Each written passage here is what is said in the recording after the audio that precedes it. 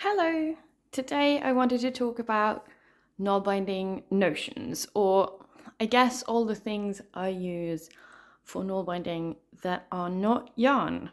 I am including a little bit of, I'm including the needle just because I want to say a few things, but I also have a video where I go through most of the needles that I own and show you the size and shape and stuff, and I will link that down below.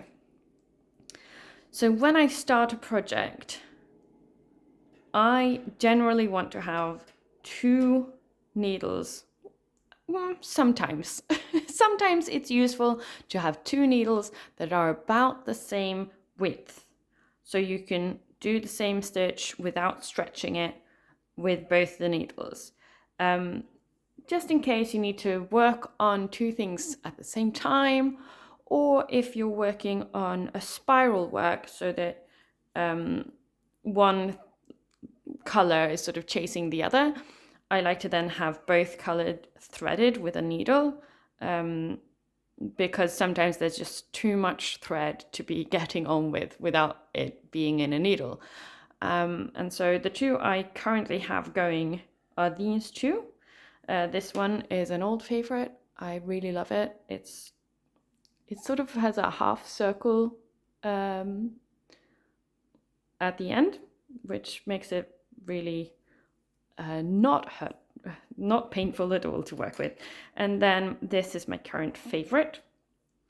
It has a bend that way. You can see there's a little bit of a bend here. It also has a bend that way. So when you're working with it like this, you have it's sort of bending in the way that you want to pull the needle around, and you have a little bit of help picking up with a very sharp edge here and a little bit of a curve. This one's quite sharp, but I find when I work, it's only the side of the needle that hits my thumb, and so I don't like prick myself on the sharp edge. It's not that sharp, it's not painful, and it's super smooth, and I really, really like it. So these are the two needles I would put in my project bag. And next up are my spray bottles. So I currently have two spray bottles. These are just cheap ones that you can buy at, I guess, pharmacies and stuff. Like this one came in a travel set. This one I think I was able to buy separately. What's in here is a mixture of water and a little bit of soap from like wool soap, wool detergent. Wool detergents is quite easy to get in Norway and not that expensive, and so I feel I can use it. It's just a little bit. It's the way I mix this is I fill it full of water, put a few drops in, and then spray it on my hand to see if it feels very soapy, because the aim is that the hand is not going to feel super soapy and gross afterwards. The soap, there's going to be just enough to make a tiny bit of foam, and then that's it. Like a few bubbles. It's just to give the thread that extra little help that it might need to stick to each other. So I use these for joins. I used to just do spit splice, as in put the splice in my mouth and then use friction. After the pandemic, that just doesn't sit right. And I was fed up with getting fibers stuck in my mouth. And so I go for this. I just spray it directly on the join and then apply friction. I find these to be like a really nice size. I don't know how big this one is, but yeah, I really like these, and they go nicely in a project bag. And next, This is very useful when you're doing complicated work. So I have some stitch markers. I tend to go for these quite simple plastic stitch markers. Not very historically correct. I can't use them when I'm actually doing like Viking stuff or something. Then I'll have to use, I guess, a piece of yarn or something. But these ones that just clip open and have one single bit here, and so it's easier to sort of get in and out. These are quite helpful. I use them to mark, for example, if I'm doing a circular thing, I use it to mark the like the point where you go to the next row, or the next row in the circle. Otherwise, I can use it to. I use a lot of these, like for my mittens that I made, where I had trouble seeing the increases and decreases, and so I marked each increase and decrease with a stitch marker. And it's also, when you're trying to just work, it's easy to, like, the stitch marker makes you stop, so the stitch marker was a good thing for me to feel, to remember that, oh, something needs to happen here. And so that's a good way to sort of keep track of increases and decreases, keep track of where you are in the round. And I just wanted to show you these very cute stitch markers. Don't know if you can see that. It's a little sheep. And this one is also a sheep. Let's see if I can show you the other side. It's a tiny little sheep. Oh my goodness, they're so cute. So I saw them and I just had to have them. They're very, very cute. But yeah, stitch markers do not have to be cute. They need to do the work. And I find that these types of stitch markers do that work. Beware of circle stitch markers. The ones that are, there are many that are just metal with like a dangly bit that are just a circle. If you add that to your Nalbinding work, you will never get it off. And also it would be difficult to add because you would likely need to take your needle off the thread, then add that to the thread and then work. No, don't go there. Use these kinds of stitch markers, the ones that can be opened. I also recommend these above the sort of tiny metal ones, because you can get similar things to that, but tiny metal ones. I find that the metal ones more easily break the ply of the thread that I'm working with, so it can go through the thread instead of through the hole. So that's why I prefer these. Next, this is very helpful when I'm making something that's not for myself. So this is a measuring tape.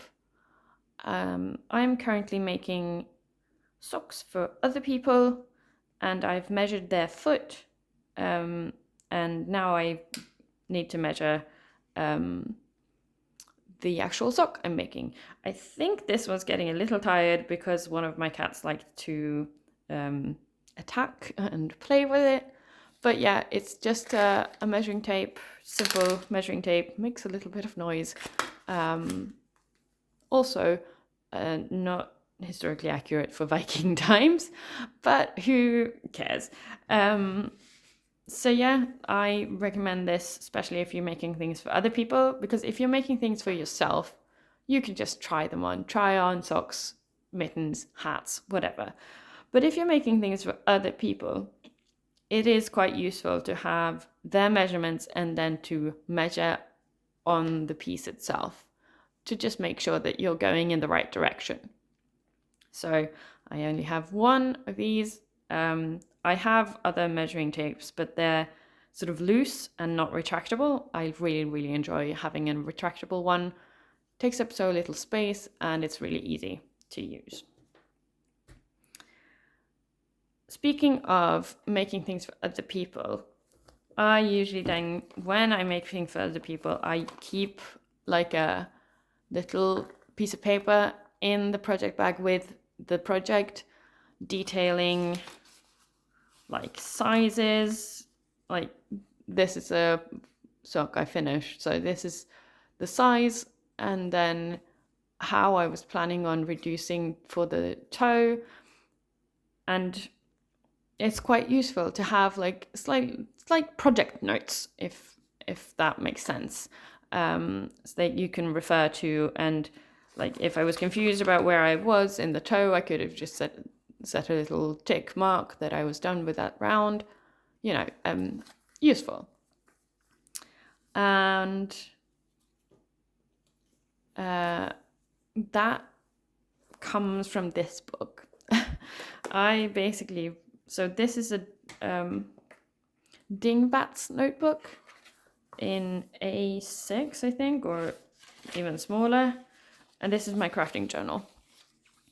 And all the pages in this book are perforated. I don't know if you can see that, but they are all perforated. So in Dingbat's notebooks, all the notebook pages are perforated. And so I just keep ripping pages out to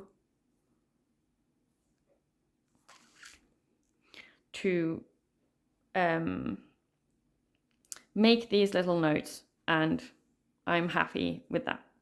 So I'll continue taking leaves out of this book to make into notes, and I also have notes about other projects in here that I don't pull out. So I both have a note about the project I'm doing now. I both have it in here and on this little piece of paper.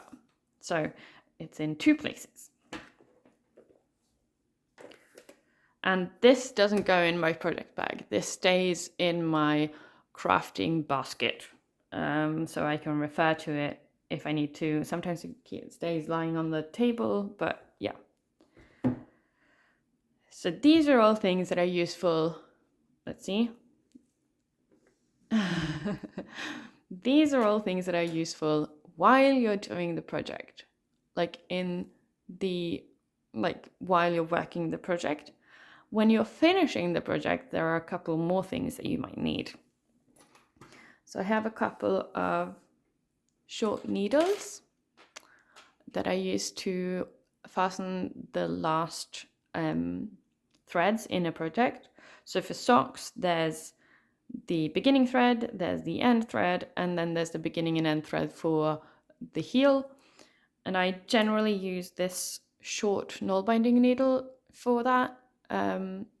It's nice. I mean, compared to my normal needle, it's quite small, but a normal darning needle works just as well. Or I think this is called a yarn needle. Anyway, this is what's used to fasten threads on a knitted project, and it works equally as well with null-bound projects. I just like to have a use for this bone needle that I bought that's tiny.